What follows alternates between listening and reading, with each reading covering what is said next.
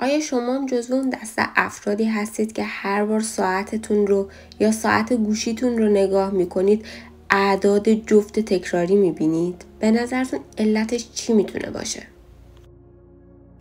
یا مثلا دارید یک کتابی میخونید، فردا تو خیابون راه میرید و یک متن از اون کتاب رو از زبون یک غریبه کاملا اتفاقی میشنوید. یا دارید در مورد یه ماشین قرمز فکر میکنید و آرزو دارید اون ماشین قرمز رو داشته باشید. از فرداش هر موقع تو خیابون میرید ماشین قرمز سر راهتون قرار میگیره و این خیلی براتون عجیبه. یا اینکه دارید به یک دوستی فکر میکنید یا ناگهان اسمش به ذهنتون میاد و چند ساعت بعد یا فرداش باهاتون تماس میگیره. میدونستید این اتفاقات اسم دارن و بهش میگن همزمانی و اصلا هم اسمش رو نمیشه گذاشت اتفاق یا چیزی که اتفاقی رخ داده. هیچ چیزی در این دنیا اتفاقی نیست. کارل یونگ برای اولین بار نظریه همزمانی رو عنوان کرد. اولین کسی که احتمالاً همزمانی رو تجربه کرده یک انسان اولیه بوده که همزمان با کشیدن نقش یک گوز روی دیوار یک غار گله گوزنی از مقابل چشمش عبور کرده. اما کسی که برای اولین بار مفهوم همزمانی رو خیلی کامل توضیح داد کارل گوستاو یونگ روانپزشک سوئیسی بود. کسی که مفاهیم مهمی مثل ناخودآگاه جمعی، سایه ها را در علوم روانشناسی ابداع کرد. یونگ معتقد بود که روح انسان میتونه دنیا رو دستکاری کنه، مخصوصا مواقعی که عاشق یا خشم داره یا تمرکز میکنه روی چیزی. و عقیده یونگ در مواقعی که شما به کسی عمیقاً فکر میکنید و آن شخص در همان لحظه به شما زنگ میزنه یک فراخوانی روحی یا به زبان امروزی تر یک همفرکانسی قوی رخ داده. نظریه همزمانی برای اولین بار با این داستان به ذهن یونگ رسید. یونگ در یکی از پروژه هاش به شدت دچار مشکل شده بود. مریضش خانم جوانی بود که به نظر می رسید ذهنش نفوذ ناپذیره و روند درمانش خیلی کند پیش میره. در یکی از این جلسه ها زن جوان از رویایی صحبت میکرد که شب گذشته تو خواب دیده بود. او از شخصی تعریف میکرد که در خواب یک سوسک طلایی، نوعی جواهر یا یه چیزی به همین اشکال به اون هدیه داده. در همین لحظه یونگ متوجه میشه حشره با کوبیدن بدن خود به شیشه پنجره اتاقش در تلاش تا وارد اتاق بشه. بعد از باز کردن پنجره مشخص میشه که اون حشره یک سوسک علفخوار طلایی رنگه که برای اولین بار یونگ معتقد میشه که روح ما واقعا وجود داره و میتونه هم فرکانس باشه با چیزهایی که ما داریم بهش فکر میکنیم. طبق نظریه همزمانی ما یک ناخودآگاه جمعی داریم، یک ناخودآگاه جمعی مشترک که همه مردم به اون دسترسی دارن.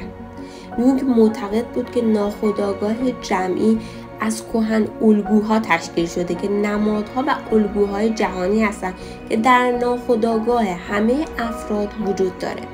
اون فکر میکرد که همزمانی میتونه اتفاق بیفته در زمانی که ما همه به یک منبع مشترک متصل میشیم.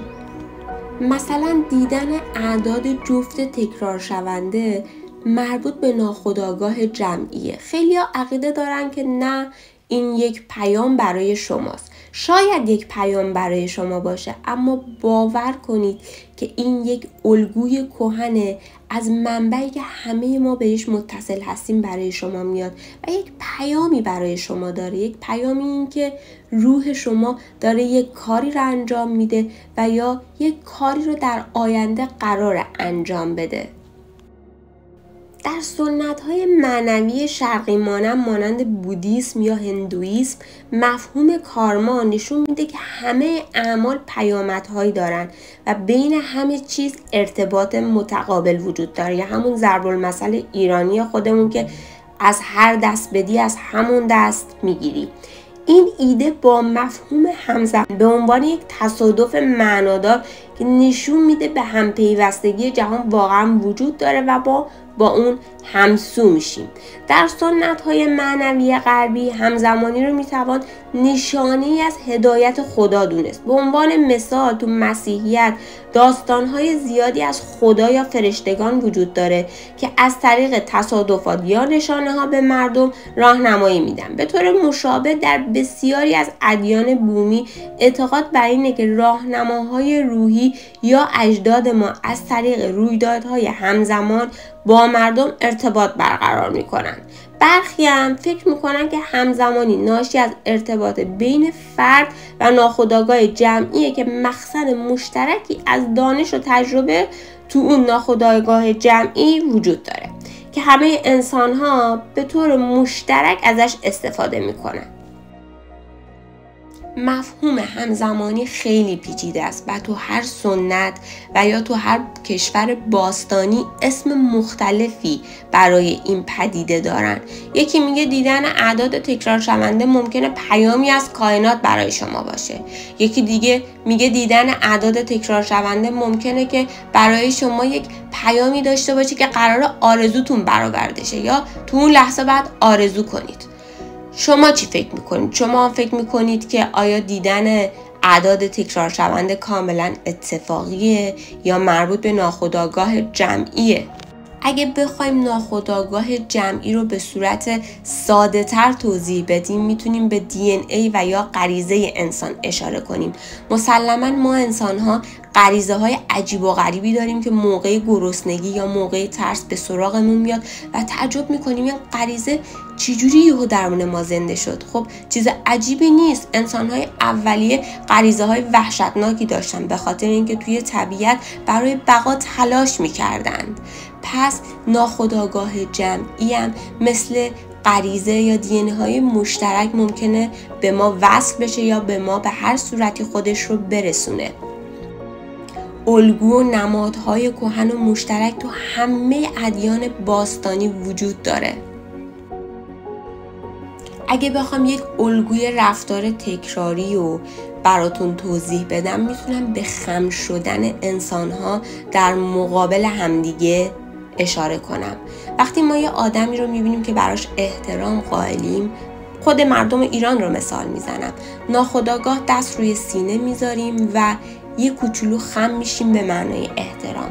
تو آسیای شرقی همین فرهنگ به صورت دیگری وجود داره.